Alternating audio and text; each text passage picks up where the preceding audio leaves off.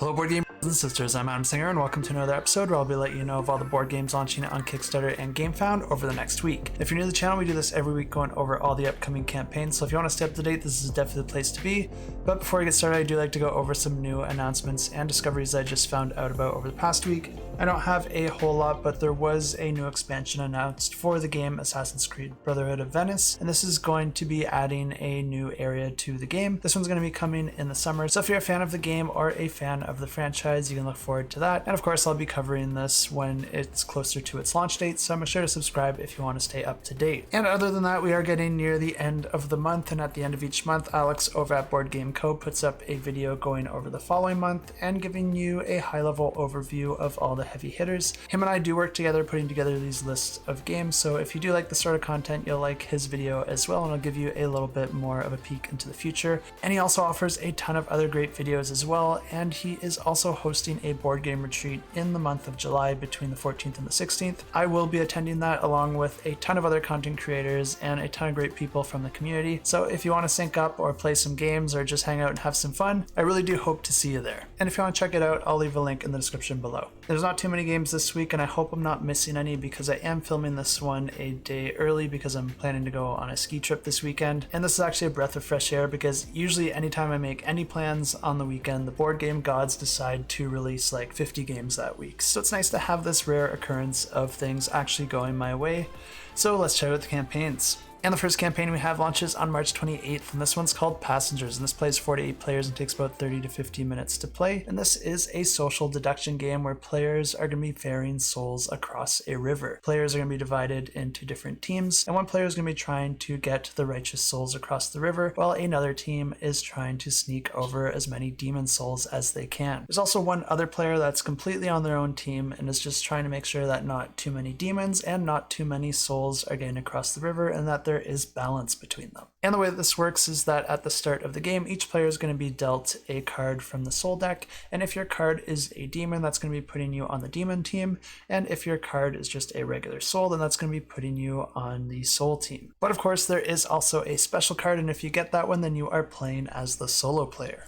But after players have received their initial card, they're also going to gain one demon card and one soul card. The game's then played over 3 rounds, with each round having 2 different boats, where players will be able to assign their souls into the different seats of that boat. But players will be placing their cards face down into these boats, and then they'll also be gaining any of these tokens that are located on the space that they place their card. Not only that, they'll also be gaining a gift card that matches the icon at the bottom of that seat. The gift cards grant a special ability, but they also come with initiative value, and after all the players have placed their cards, they'll then be able to resolve their gifts, doing them in initiative order. And there's all sorts of different abilities here, but they can do different things like give you knowledge as to which cards are where by allowing you to look at them secretly or reveal one to all players, and they can even give you different actions like swapping different souls across the boats. And players are allowed to share as much or as little information as they like, and they can also lie if they want to bluff to the other players. Once all the players have performed the abilities on their cards, players are then going to move into the following phase where they're able to vote on which of these 2 boats they're going to allow to cross the river, while the other one gets discarded into oblivion.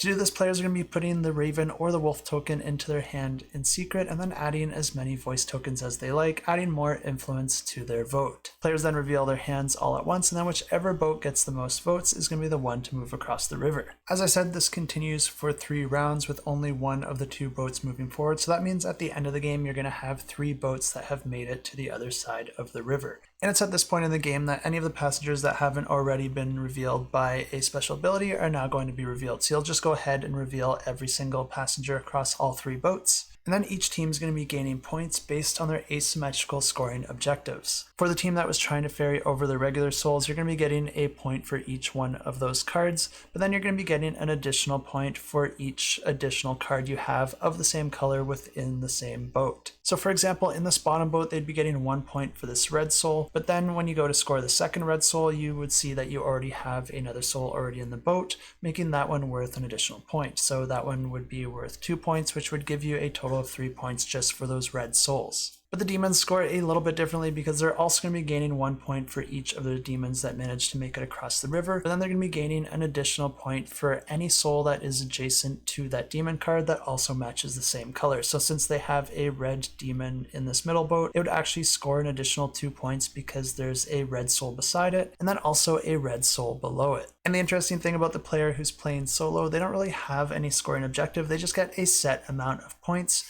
And if they are able to keep both the other players' points below that number, then they will win the game. And from a design standpoint, I think that's a really clever way to incentivize that player to try and balance out the points gained by the other teams. Because the better that this player does that, the lower the chance is that either of the other teams is going to get a score that's higher than theirs. I think that's a really interesting take on deduction, also with a really interesting theme. So if that's enough to interest you, you can find links to this campaign in the description below. Also launching on the 28th, we have the Thinning Veil, and this plays 1 to 4 players and takes about 60 to 300 minutes to play.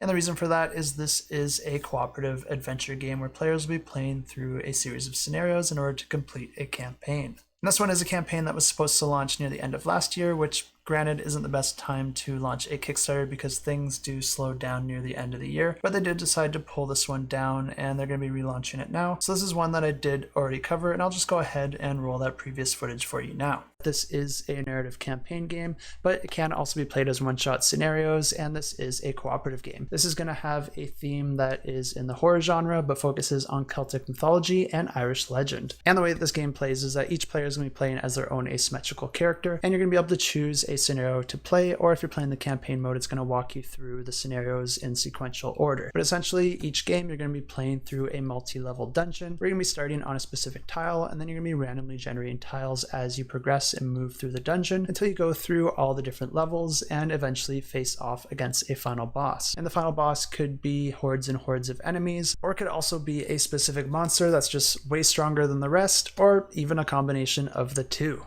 But this is a game that uses dice in almost every aspect, and as players are exploring the different tiles, you're going to be rolling dice to determine what appears there, and that could be different enemies or different points of interest like items or skill checks that players are going to have to pass. And as you are killing these different enemies, you're going to be collecting those souls, which you could spend to help you later in the game. But the thing that I find is the most interesting aspect of this game, and I think what sets it apart from other dungeon crawlers, is the way that the player boards work. Each player is going to be choosing their asymmetrical character and then sliding it into this dashboard. And on the bottom you have the different stats of your character, and you're essentially going to be adding cubes to each of the different stats, which you'll be able to spend or you might gain or lose throughout the game, but your stats generally mean your capacity for that specific stat. So if you're a berserker, you might be really high in health but really low in faith, and there'll be different opportunities to use each of these stats either for skill checks or fighting or any other actions that you might perform out on the main board. But my favorite part about this board is the way the actions play into it, and all the actions are outlined on the right hand side of the board. And at the start of your turn, you're going to be rolling dice that have all those different icons matching the actions, and whichever icons you roll, you're going to be adding an activation cube to each of those associated actions.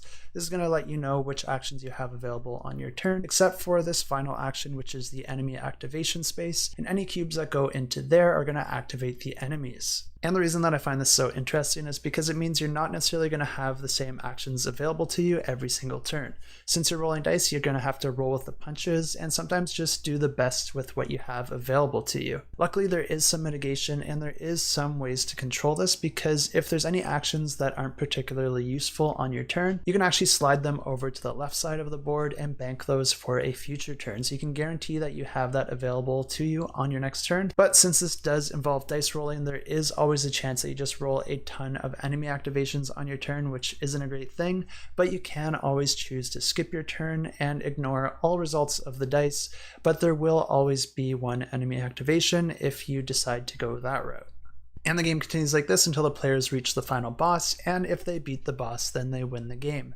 And if you're interested in this game or any other that I have to mention in this video, you can find links in the description below. And also launching on the 28th, we have a new campaign from Chip Theory Games, and this one is the Elder Scrolls Betrayal of the Second Era. And this plays 1 to 4 players and takes about 60 to 240 minutes to play. And this is a game that I did briefly talk about last year when it was originally announced, and since then there hasn't really been a whole lot of more info released for this game. So I'll just go ahead and let you know what I do know about the game. And if you are interested in this one, I do highly recommend that you check out the link in the description below and click that notify me button over on their GameFound page, because there will be a lot lot more info on that campaign page once it actually launches. And no, I'm not affiliated with any of these publishers, and I don't get any kickbacks, and I don't get any free games, and I don't get paid. I just want you to get the best information as possible, and that's why I put those links down below. But what I do know about this game is that this one's going to be taking place in the Elder Scrolls Online universe. So if you're familiar with that, you'll see a lot of references to that content. And this one's going to be building off the system of Too Many Bones, which is the most popular game from Chip Theory Games. And I say it's building off, not building on, because this one is going to be a simpler version of that rule set. And even with the limited information that we have, the fact that this one is our Discord pick of the week just goes to show how much people really do love this system. And I'm really excited to see how it plays out in this game.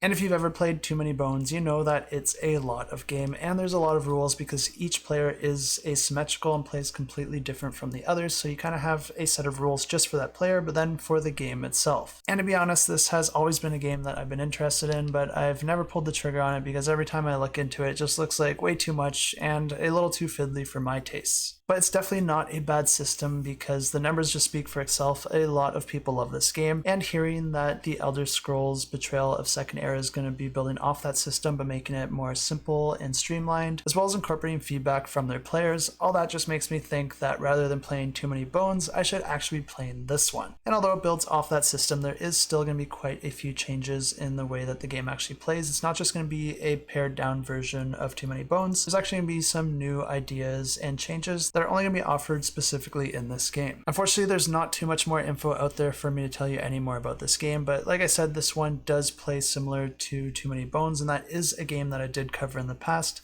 so I can just go ahead and roll that previous footage for you now just to save you the trouble of trying to find it. And of course, if you're not interested to know how Too Many Bones plays, I do put timestamps in every single one of my videos, so you can just go ahead and skip to the next campaign.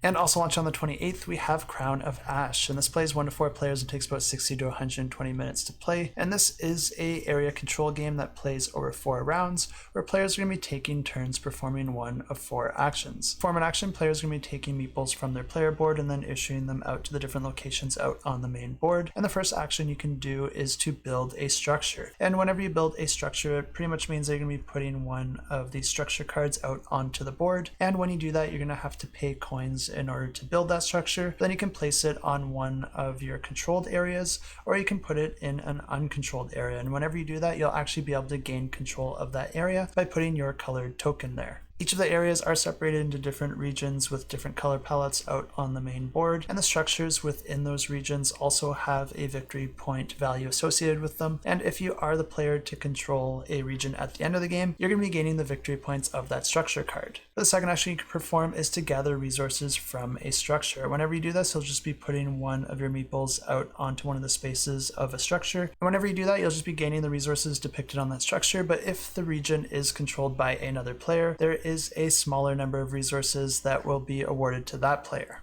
But of course, it's always better if you control that region, so the third action you can perform is to initiate combat in any of the regions that you choose. And whenever a player does this, the attacking player is going to be able to include 2 of their defender cards in that battle, adding their strength to that battle. And then the defending player is only going to be able to use the cards that they've already placed in that region, which I will come back to in a minute here. Then each player is also going to be able to choose 1 combat card to put into the battle, and then all the players are going to be revealing these cards all at once and then resolving those cards. Of course, it's the player with the most strength that wins and gets to claim that region, but players will have to resolve any modifiers from their combat cards, as well as any modifiers from the actual defender cards that they did put into battle. And whichever defender cards you use to win that battle are going to be the cards that stay in that region after the battle's resolved. And in addition to all these different regions, there's also a special location located in the middle of the board known as the Citadel, and players are going to want to have control over that for as many rounds as they can, because each round they're able to hold the possession of the Citadel, you're going to be gaining victory points at the end of those rounds. Attacking the Citadel does work a little bit differently than attacking any of the other regions, so it is considered a different action than the combat action. But anytime that a player performs the build action or the gather resource action, they'll also have the option to add add or modify their defender cards to any of the regions that they control. So that's one of the ways that you can beef up some of your regions and get some defense against the other players that might go ahead and attack you. And there's a shared market where players can spend their resources to add more defender cards into their hand. And then at the end of 4 rounds, players are going to be adding up all their victory points and their endgame victory points for any of the regions that they control. Then the player with the most victory points wins the game. And as always, if you find this one interesting, there's links in the description below.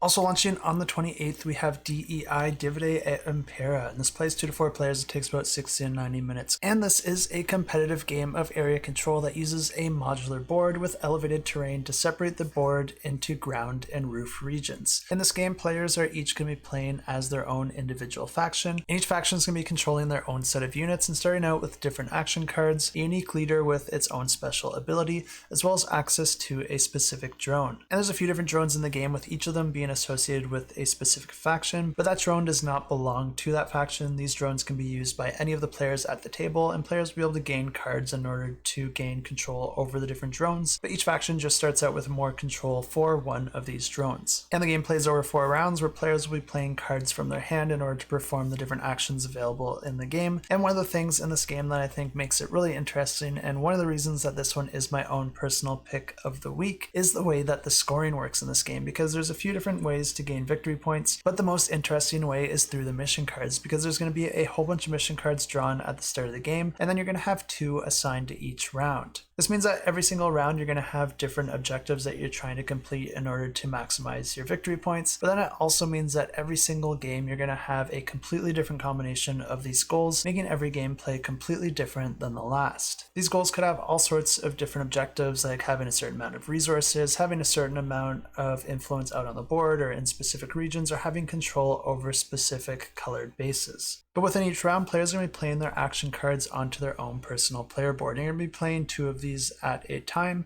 and this is going to be happening 3 times within a round, so you're actually going to have 3 different action phases within each round. And some of the actions available might also require you to have control of the region that you're performing that action, but you can do different things like deploy or move workers and drones out on the board. And of course, you'll want to do that to gather resources, which is one of the other actions, but also to gain influence in a region. Because of course, in order to control a region, you have to be the faction that has the most influence there. The players can also perform a build action, which allows them to build things like a refuge in order to spawn units in that specific location, or an elevator, which allows units to move quickly up and down the different elevations, or even build bridges across the elevated terrain. Like I said, there are a bunch of different action cards that you can choose from, but you're only going to be starting with a set amount, so if you want to get more into your hand, you can actually play one of your action cards face down, which will kind of forfeit you one of your actions, but doing that will allow you to gain a new action card into your hand, which you can then play immediately on your next action.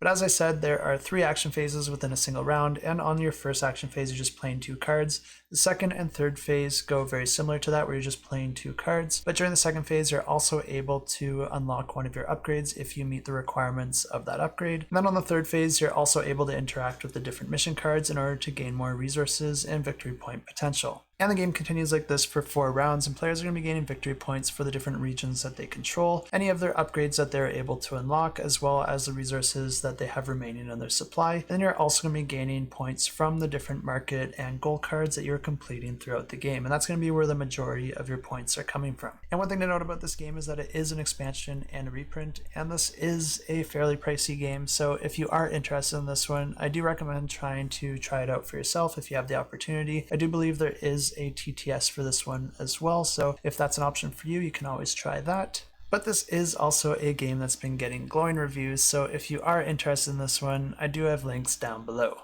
And launching on the 28th, we have Tir na Nog, I think. And this plays 1 to 5 players and takes about 30 to 45 minutes to play. And this is a competitive game where players are going to be building up a tableau. Each player's tableau is going to be built up of 3 different rows, and each one of those rows is going to have its own scoring objective that you're trying to complete. But then there's also going to be a scoring objective applied to your tableau as a whole. And every single player is going to have the same objectives on their rows as well as the tableau as a whole. Players are going to be starting out the game with 5 cards in their hand, and then they're going to be drafting more cards into their hand, which they can then issue into their tableau.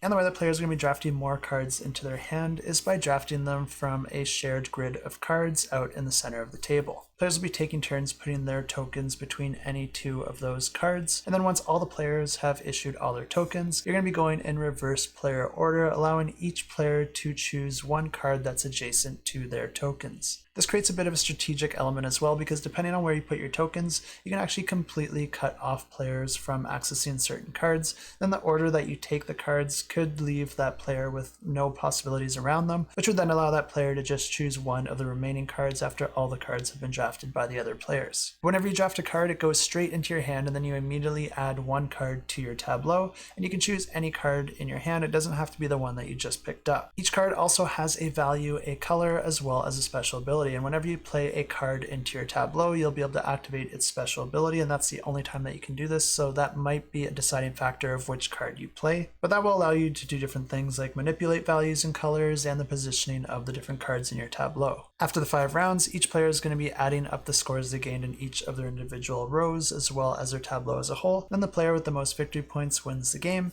and you can find a link to this campaign in the description below. And launching on March 29th, we have Caged In, and this plays 2 players and takes about 15 to 30 minutes to play.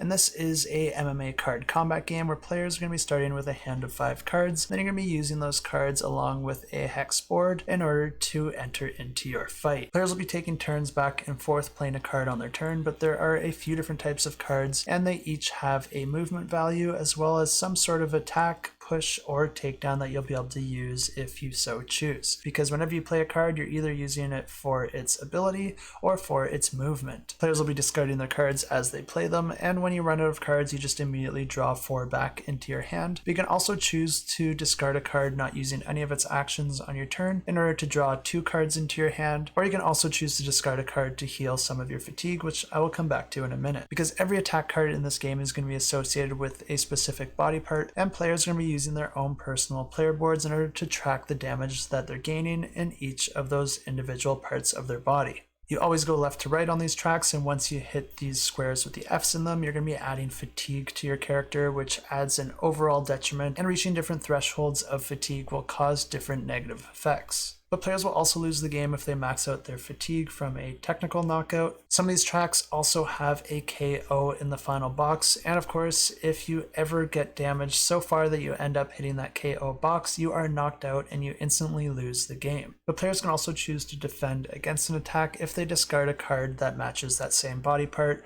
effectively canceling out any damage that they would have got.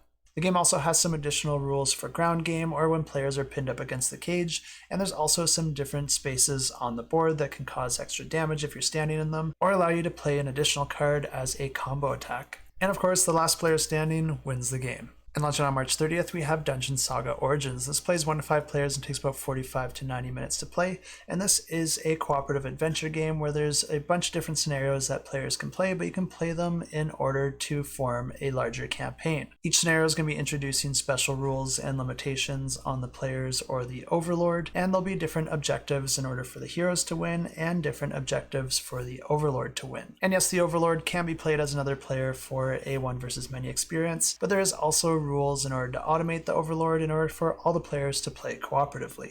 Each unit in the game is going to have different movement, combat, and defense values, and each round plays with a hero's turn and then the overlord's turn.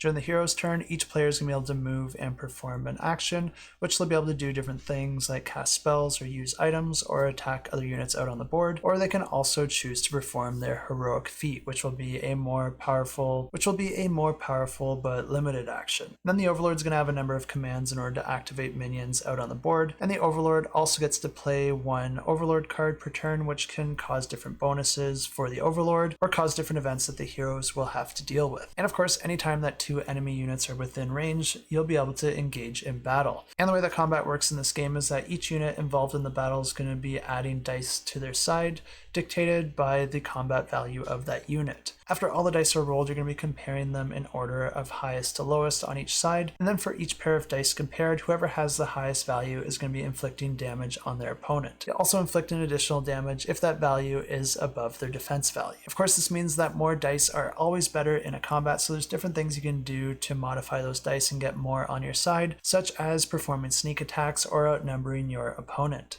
And the scenario continues like this until either the heroes or the overlord fulfill their objective, and then that team or player will win the game. And that's it for this week, but don't leave yet because we still have a couple awesome giveaways to announce, and the first one is for a pledge for Fatal Knockout. And this is a 2-player head-to-head fighting game that's reminiscent of those classic arcade games. You're going to be picking your characters, each with their own unique deck, and your characters will have some different stats such as their movement or their attack power, and that's indicative of how their actual deck will play. So if you have a movement character, they're going to have a lot of movement cards in their deck, whereas if you have a power character, they're going to have a lot of strong attacks in their deck. But the way that this game works is that players are going to be taking turns being the leading player, and that player is going to be the first to put down their attack card. And you're going to have a hand of cards to choose from, and the different cards are going to have all sorts of different actions on them, but your first one is going to be placed face up. The opposing player will also play a card face up, and then the leading player has the option to play 1 or 2 more cards, and if they choose to do so, then the opposing player will also have to match that number of cards. But those ones are placed face down, and once the leading player has either no more cards to play or decides to stop playing cards,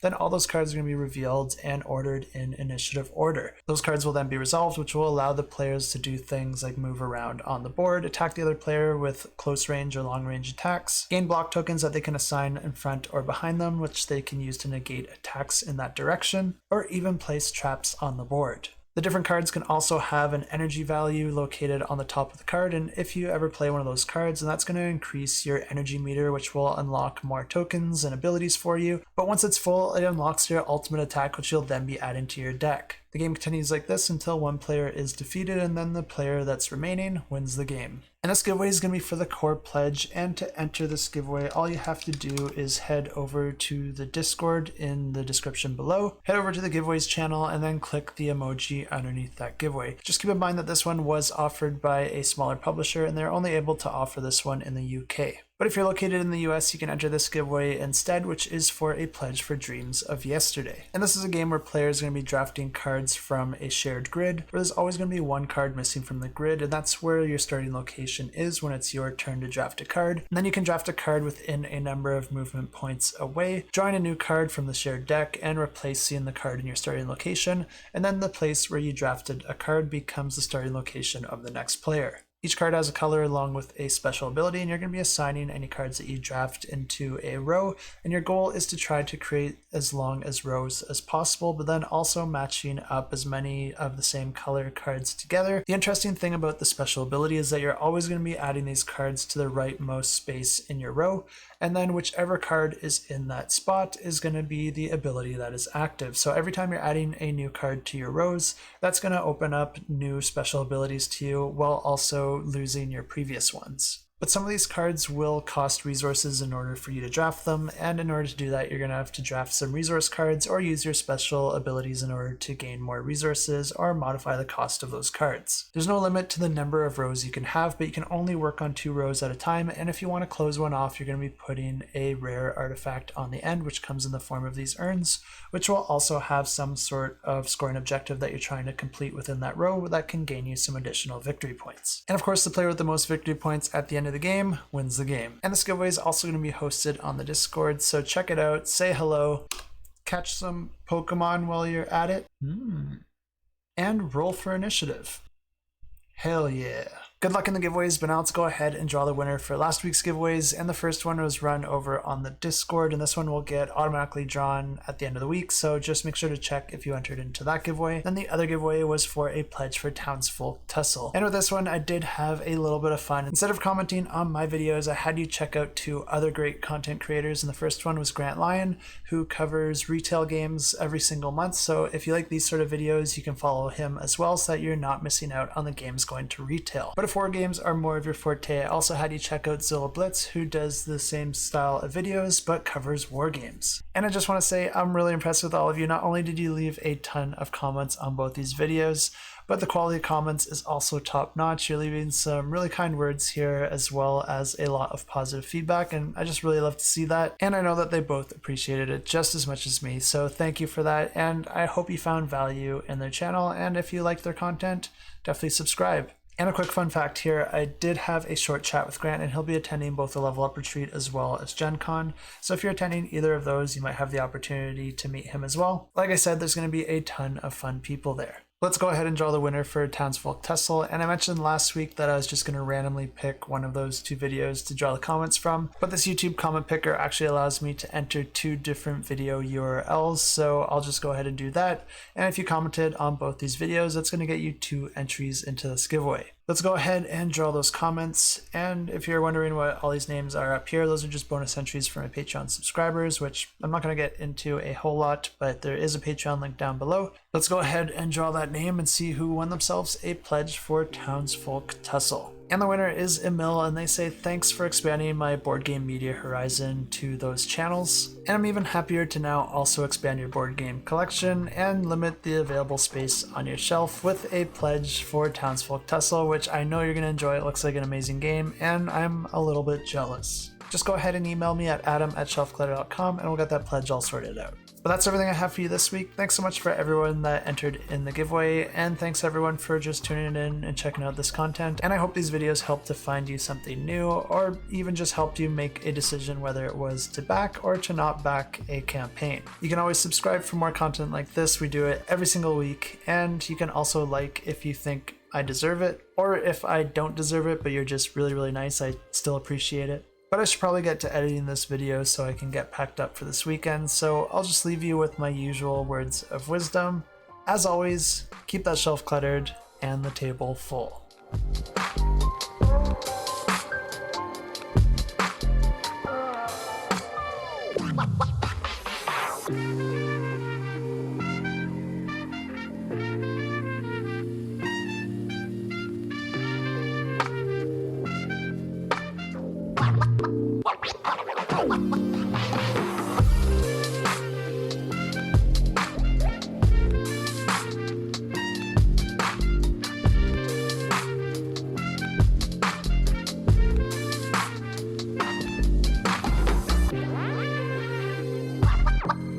Oh.